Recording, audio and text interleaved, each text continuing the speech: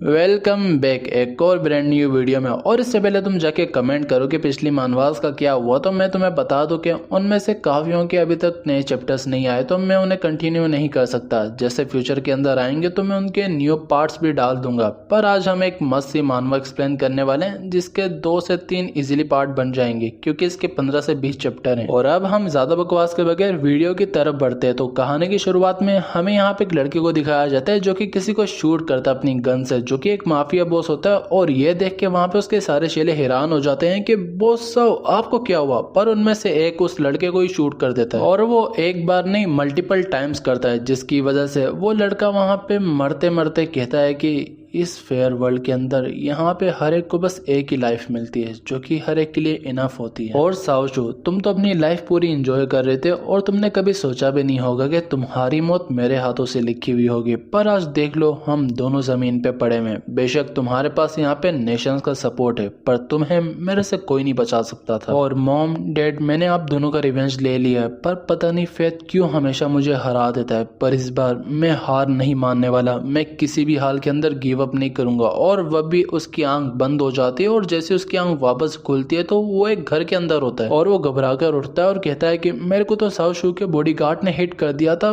पर मैं जिंदा कैसे हूँ। और ये जगह तो वही है जब मैं स्टूडेंट था, तो मैं यहाँ पे रहा करता था। और फिर उसकी नजर जाती है टीवी पे, जहाँ पे एक एड चल रही होती है, जो देख के वो कहता है कि ओह, कन्वेक्शन सर्वर यहाँ पे ओपन हो चुका है। तो सच में मैं वापस आ चुका हूँ। इसका मतलब कि मैं रिबॉर्न हो चुका हूँ, और मेरा नाम है नियान। और इस फोटो के अंदर जो लोग हैं वो मेरे पेरेंट्स है, और जो मेरे फादर एंड मदर थे वो बॉर्डर्स पे मेटल प्लूटेनियम का काम करते थे, यानी कि वो एक बिजनेसमैन थे। और इसकी वजह से उन्हें यहाँ पे काफी अमाउंट में स्टेट की तरफ से पैसा मिलता था, और वो काफी कुछ कमाते थे इससे। और बाद में जाकर मेरे फादर ने एक स्मेल्टिंग कंपनी ओपन की और सबसे अमीर फैमिली बन गए। पर कहते ना कि अच्छा टाइम ज्यादा वक्त तक नहीं रहता। ये बिल्कुल हमारे साथ हुआ। जब मैं 25 साल का हुआ तो मैंने देखा कि शिनहोंग फाइनेंशियल ग्रुप, हमारे रिलेटिव्स और जिन पर मेरे फादर सबसे ज्यादा ट्रस्ट करते थे, उनके फ्रेंड्स सबको साओशू ने खरीद लिया, और उन सब ने उसकी वजह से उन्हें बिट्रे कर दिया। और इसकी वजह से कंपनी को काफी लॉस हुआ, और वो बैंक करप्ट हो गई, जो फादर ना सह सके और उन्होंने अपनी जान दे दी। और इसके डिप्रेशन के अंदर मदर भी इस दुनिया से चली गई, और अब मैं अकेला हो चुका हूँ। और अनफॉर्चुनेटली पिछली लाइफ के अंदर मैं वेल्थी फैमिली के एनवायरनमेंट की वजह से काफी ज्यादा लेजी था, और इसी वजह से साओशू से बदला लेने के लिए मेरे को वो एक्सट्रीम मेथड चूज करना पड़ा।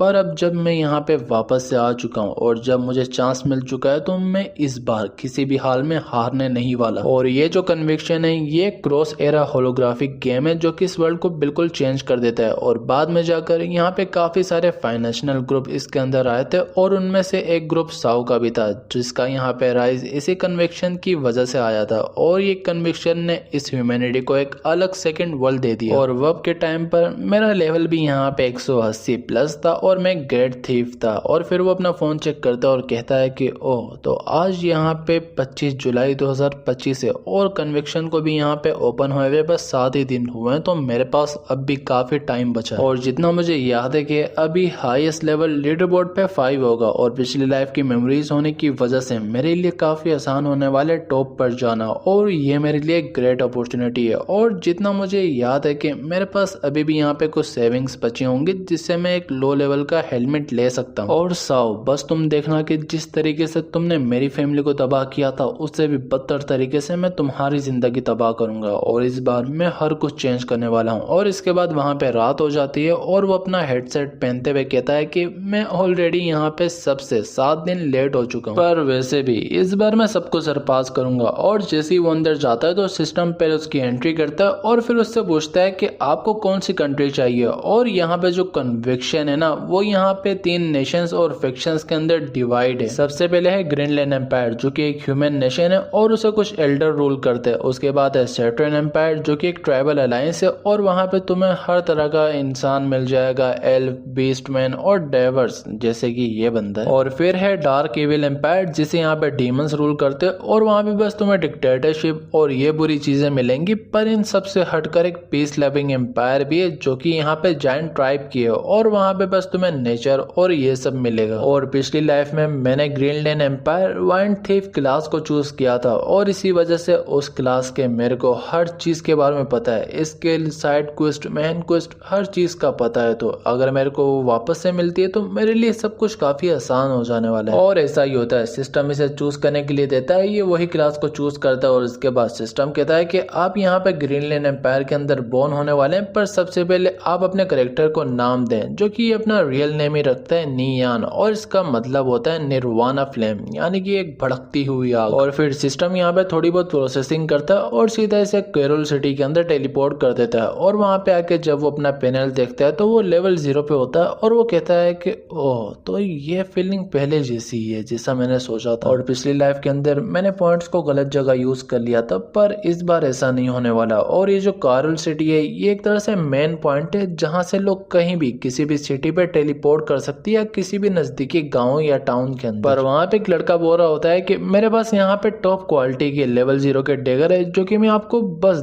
2 कॉपर कॉइन्स के अंदर दे सकता हूँ, और ये आपको 2 अटैक के पॉइंट्स देंगे और मेरे पास बस 3 है, अगर लेने हैं तो जल्दी आके ले लो वरना खत्म हो जाएंगे। पर नियान इसे देख के कहता है कि पिछली लाइफ के अंदर जब मैंने इसे डेगर खरीदे तो बाद में मुझे पता चला कि रॉक टाउन के अंदर बस एक ही कॉपर कॉइन के अंदर मिलते हैं, इसने मुझे स्कैम कर लिया था और मुझे पता भी नहीं चला था। पर वहां पे एक इंपेरियल गार्ड कहता है कि यहाँ पे आपको स्टेल्थ स्किल बुक बस 6 कॉपर कॉइन के अंदर मिल जाएगी, अगर आपको लेनी है तो आप आके ले सकते हैं। जो सुन के नियान कहता है कि स्टेल्थ स्किल, और वो उसके पास जाता है और उससे पूछता है कि आप कितने में दे रहे हो ये बुक। वो बोलता है बस 6 कॉपर कॉइन्स के अंदर। पर नियान सोच रहा होता है कि ये स्किल यहाँ पे बेसिक तो है पर काफी पावरफुल भी है उनके लिए जो कि अभी अर्ली है, और ये काफी इंपॉर्टेंट रोल भी निभाती है। और जितना मेरे को अपने एक्सपीरियंस के हिसाब से याद है तो यहाँ पे नजदीकी कैट मोस्टर जोन के अंदर काफी सारे हिडन चेस्ट है और उनके अंदर काफी ग्रेट स्किल है जो कि मेरी मदद कर सकती है मेरा लेवल अप करने के अंदर। और शायद से यहाँ पे उस जोन के अंदर अभी तक कोई नहीं गया होगा क्योंकि वो लेवल 5 का जोन है और मोस्ट ऑफ द प्लेयर्स यहाँ पे 2 या 3 लेवल के हैं अभी तक बस। और फिर वो उस गार्ड को कहता है कि अगर तुम मेरे को ये बुक फ्री के अंदर दोगे तो मैं तुम्हें एक ऐसी सीक्रेट जगह बताऊंगा जहां से तुम स्टेल्थ स्किल बुक काफी सारी माइन कर सकते हो एक ही दिन के अंदर। जो सुन के वो कहता है कि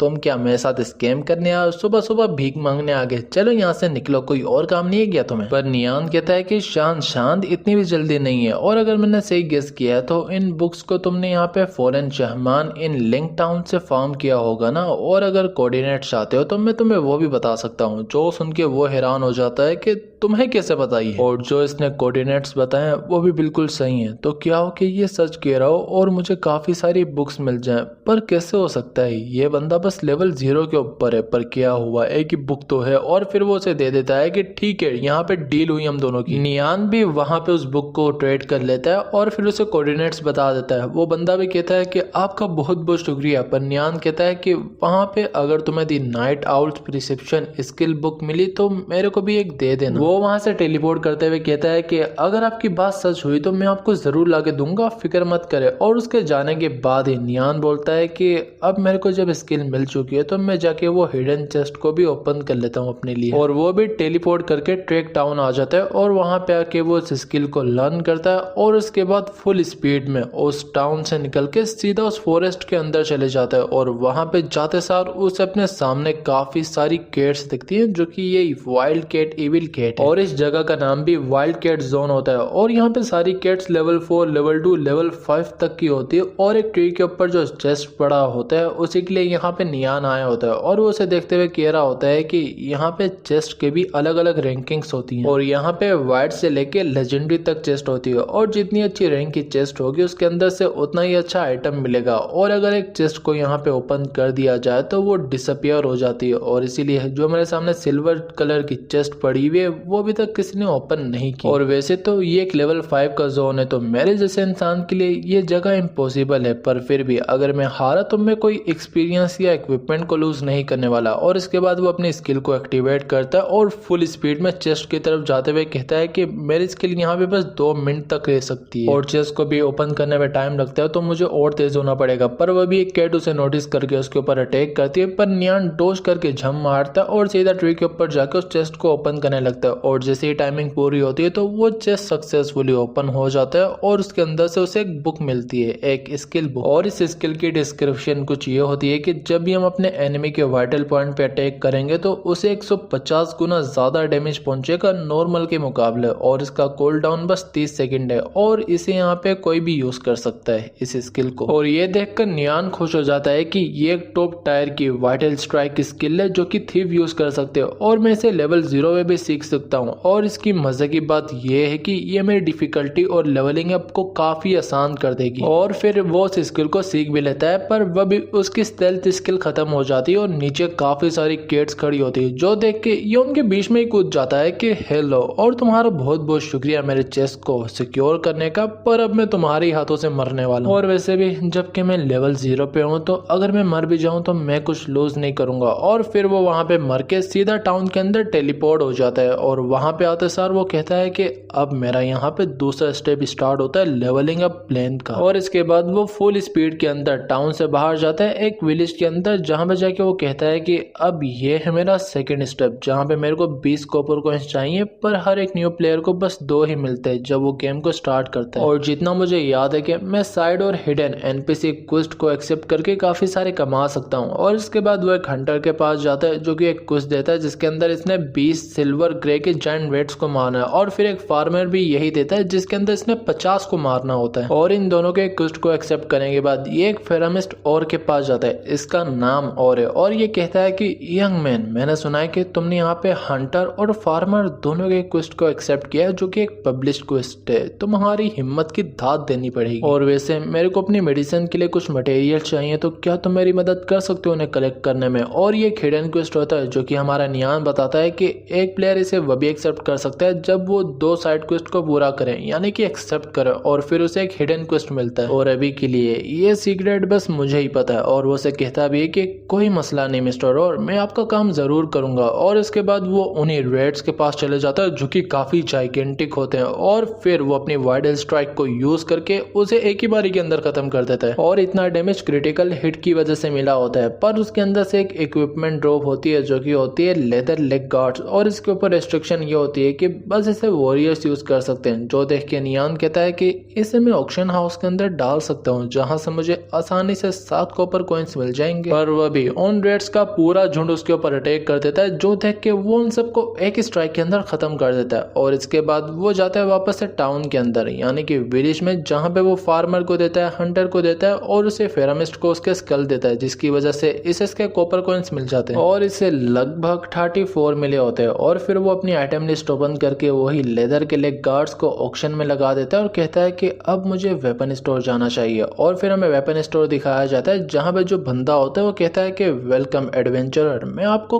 किसी भी तरह का वेपन दे सकता हूं, तो बताएं आपको क्या चाहिए। नियान बताता है कि मुझे क्रॉसबो चाहिए जिसका टेक 3 हो, उसकी रेंज 12 या उससे हायर हो, और वो लेवल 0 के लिए यूजेबल हो, और उसका प्राइस भी 40 कॉपर कॉइंस तक होना चाहिए। जो सुन के वो बोलता है कि मेरे पास एक मास्टर पीस है जो कि है मशीन क्रॉसबो, और इसके अंदर तुम्हें यहाँ पे ट्रिपल शॉट इफेक्ट मिलेगा 5 अटैक के साथ, पर जो इसकी स्पीड है वो बस 8 है क्योंकि रैपिड फायर इफेक्ट की वजह से, पर इसकी जो एक्चुअल स्पीड है वो 15 होगी, और जो इसकी रेंज है वो 30 यार्ड्स है, और इसका प्राइस भी 35 कॉपर कॉइन है बस। तो क्या तुम खरीदना चाहते हो। वो उसके सामने पैसे रखकर कहता है कि मुझे इन्फीरियर क्रॉसबो बोल्ट्स के 9 स्टैक चाहिए, और हर स्टैक के अंदर 1000 तक एरोस होती है। और खरीदते सार वो बाहर जाता है और फुल स्पीड में वहां से निकलते हुए बताता है कि अब मेरा टाइम आ चुका है बीसन मोस्टर जोन में जाने का। और अभी इस कन्विक्शन वर्ल्ड के अंदर यहाँ पे जो लेवल 5 के मोस्टर्स हैं उनसे यहाँ पे पंगा लेना इतना मुश्किल है, तो वो बीसन यहाँ पे लेवल 8 का मोस्टर है। और अभी यहाँ पे जो करंटली बंदा होगा लीडर बोर्ड पे सबसे टॉप पर, उसका भी कोई चांस नहीं बनता उसे फेस करने का। पर उनमें से जो उनका लीडर होता है उसे अकेले ही मारना बहुत ज्यादा मुश्किल होता है, और उसका समन भी होना यहाँ पे काफी रेयर होता है। पर यहाँ पे रिबॉर्न होने के बाद मुझे पूरा यकीन है कि मैं उसे अकेले मार तो पाऊंगा। पर वो बात अलग है कि मैं बस लेवल 0 पे हूँ। और उसके बाद हमें बीसन जोन दिखाया जाता है जहाँ पे नियान भी आ गया होता है, और वो आते सार कहता है कि जितना मुझे याद है कि यही वो जगह थी, और उसके सामने ही वहां पे उनका बॉस यानी कि लीडर घूम रहा होता है जिसकी 300 HP होती है। नियान भी अपनी क्रॉसबो निकालकर उसकी तरफ एम करता है और कहता है कि ये परफेक्ट रेंज है उसे यहाँ पे हिट करने के लिए, और यहाँ से मैं काफी आसानी से उसे मार पाऊंगा। और फिर वो जैसे ही एरो शूट करता है तो उसमें से 2 से मिस हो जाती हैं और एक वाइटल हिट होता है। और ये देखकर नियान बताता है कि मेरे और बिसन के बीच के इतने बड़े लेवल गैप के होने की वजह से मैं बस इसे यहाँ पे 1 का डैमेज दे पा रहा हूँ, पर जो भी कहो मैं 9000 एरोस लाया हूँ तो इसे मारना काफी आसान होने वाला है। और इसके बाद वो उसके ऊपर मल्टीपल शूट्स करने लगता है, जिसकी वजह से वो गुस्से में आ जाता है और वो उसकी तरफ अटैक करने के लिए बढ़ता है, पर बीच में वॉल्स होने की वजह से वो वहीं पर अटक जाता है। और ये देखकर नियान बताता है कि ये एक बग है जो कि फ्यूचर के अंदर काफी बार आने वाला है और अब इसका चांस ही नहीं बनता कि ये मेरे ऊपर अटैक कर पाए। और इसके बाद वो उसके ऊपर लगातार शूट करना शुरू करता है और वो काफी सारी एरोस हिट भी करता है पर काफी सारे मिस भी करता है। और इसके बाद हमें 3 घंटे बाद का वक्त दिखाया जाता है जहाँ पे उसकी हेल्थ बस थोड़ी सी रह गई होती है, पर यह साला अभी भी जिंदा होता है। और ये देखकर नियान परेशान होता है कि मैंने 4000 एरोस यूज कर दी पर अब तक ये नहीं मरा। पर ये चाचा काफी ज्यादा गुस्से में आ जाता है और वॉल्स को हिट करने लगता है, पर फाइनली नियान इसे फिनिश कर देता है और इसके खत्म होने की वजह से उसे काफी सारा एक्सपीरियंस मिलता है, जिसकी वजह से उसका लेवल 2 हो जाता है। और नियान ही हमें बताता है कि लीडर के अंदर से हमें काफी सारा एक्सपीरियंस मिलता है मुकाबले नॉर्मल वालों के, पर मैं एक बार देख लेता हूँ कि इसने कुछ ड्रॉप किया भी है या नहीं। और जैसे वो चेक करता है तो उसके अंदर से उसे एक ब्रॉन्ज ग्रेड का डेगर मिलता है, पर इस डेगर की यहाँ पे जो है एट्रीब्यूट्स वगैरह उसे हम पता नहीं लगा सकते। पर यहाँ पे नियान हमें बताता है कि इन इक्विपमेंट्स के भी यहाँ पे काफी रैंकें होती हैं, यानी कि व्हाइट बोर्ड गियर से लेके लेजेंडरी तक। और यहाँ पे ये जो लीडर मोस्टर होते हैं इनका समन भी होना काफी रेयर होता है और इनके भी यहाँ पे ग्रेड्स होते हैं, और जितने ऊपर के ग्रेड का होगा उतना ज्यादा ये रेयर होगा। और ये हजारों में बस एक ही समन होता है, इसीलिए इनके अंदर से जो पीस ड्रॉप होता है वो भी काफी प्रीशियस होता है। और यहाँ पे जो ब्रॉन्ज ग्रेड का वेपन होता है उसका यहाँ पे अटैक 20% हायर होता है ऑर्डिनरी वेपन से, और इसके अंदर एडिशनल एट्रीब्यूट भी हमें मिलते हैं। और जितना मुझे पता है कि ये बिसन लीड को यहाँ पे लेवल 5 तक का इक्विपमेंट ड्रॉप करना चाहिए था, और ये जो ब्रॉन्ज ग्रेड का मुझे मिला है इसकी प्राइस 3 सिल्वर कॉइन या इससे भी हायर हो सकती है शायद से। पर अभी के लिए मुझे जाके इसके एट्रीब्यूट्स को आइडेंटिफाई करवाना चाहिए। पर वह भी सिस्टम बताता है कि तुम्हारे लेग गार्ड्स यहाँ पे सोल्ड हो चुके हैं 8 कॉपर कॉइन्स के अंदर, और जो यहाँ पे प्लेयर फ्लाइंग स्टोन है वो तुमसे बात करना चाहता है। जो देखकर नियान कहता है कि फ्लाइंग स्टोन ये वही इंपेरियल गार्ड वाला बंदा है ना जिसे मैंने यहाँ पे बुक्स का बताया था, और वह भी वो वहाँ पे कनेक्ट होता है और वो बंदा वहाँ पे काफी खुशी से बताता है कि यार तुम तो एक्सपर्ट निकले, तुमने जो कोऑर्डिनेट्स बताए थे वो बिल्कुल सही थे, और अब तक मुझे 2 स्टेल बुक मिल चुकी है और मेरी लेवलिंग अप की स्पीड भी काफी तेज हो चुकी है। पर एक बात बताओ, एक बुक के बदले में इतनी अच्छी जगह को ट्रेड करना क्या तुम्हारे लिए बड़ा लॉस नहीं है? नियान कहता है अरे तुम फिक्र मत करो, और मैंने तुम्हें बताया था ना नाइट आउल प्रिसेप्शन स्किल का, अगर वो ड्रॉप हो तो मुझे जरूर भेजना। वो कहता है कि क्यों नहीं, और जैसे ही मुझे मिलेगी तो मैं आपको मेल कर दूंगा। पर आप क्या मुझे नहीं बता सकते कि लेवल 0 पे होते हुए भी आपको इतनी अच्छी जगह का कैसे पता? अपना नियान बहाना लगाता है कि मैंने पहले भी एक अकाउंट से खेला हुआ है जिसे मैंने डिलीट कर दिया था क्योंकि मुझे यहाँ पे थीफ का रोल चाहिए था, और जो मेरा पहले वाला अकाउंट था वो काफी हाई लेवल का था, या तो तुम ये कह सकते हो कि वो लीडर बोर्ड पे भी टॉप पे था। और ये सुन के वो कहता है कि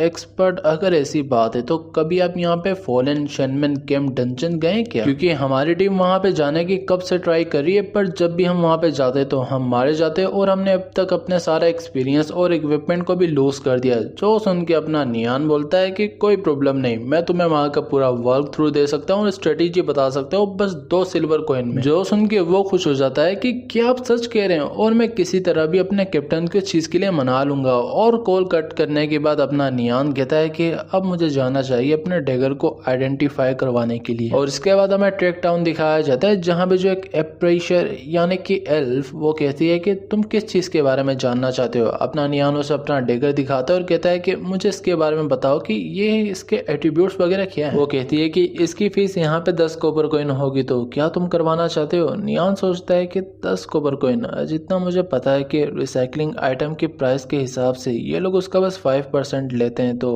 अगर मार्केट के अंदर देखे तो इसका प्राइस यहाँ पे 6 टाइम हायर होता है, और लगभग इसका प्राइस यहाँ पे 12 सिल्वर कॉइन होगा। और वो उसे कहता है कि मैं पे करने के लिए तैयार हूँ। वो भी उसे आइडेंटिफाई करवाना शुरू करती है, और अब हमें जाके पता चलता है इसके एट्रीब्यूट्स के बारे में कि क्या है, और जो इसकी क्वालिटी है वो यहाँ पे ब्रॉन्ज है जिसके बारे में हमें पता है, पर जो एट्रीब्यूट्स के अंदर अटैक है वो 18 है, और इसके साथ स्ट्रेंथ इसे 5 मिली हुई है, और इसे किसी भी फैक्शन का बंदा यूज कर सकता है। जो पाकर अपना नियान कहता है कि ओह एडिशनल एट्रीब्यूट के अंदर यहाँ पे स्ट्रेंथ है, ये काफी मजेदार है। और जो इसके बेस एट्रीब्यूट्स हैं वो एक ऑर्डिनरी वेपन से 10 टाइम हायर हैं, जो कि काफ़ी अच्छा है मेरे लिए, और ये चीज़ मुझे इनविंसिबल बनाने के लिए काफ़ी है। और अब मैं बताने वाला हूँ कि एक थीव होता क्या है, और इसी के बाद जो हमारा चैप्टर होता है वो फाइनली यहाँ पे ख़त्म हो जाता है। और आई होप कि तुम्हें वीडियो पसंद आई होगी, और अगर आई तो जाके वीडियो को लाइक करना, चैनल को भी सब्सक्राइब कर देना, और अगर चाहो तो जाके इंस्टाग्राम पे भी फॉलो कर सकते हो। और बात रही इसके नेक्स्ट पार्ट की, तो वो 2 से 3 दिन के अंदर आ जाएगा, तो तब तक के लिए सायोनारा।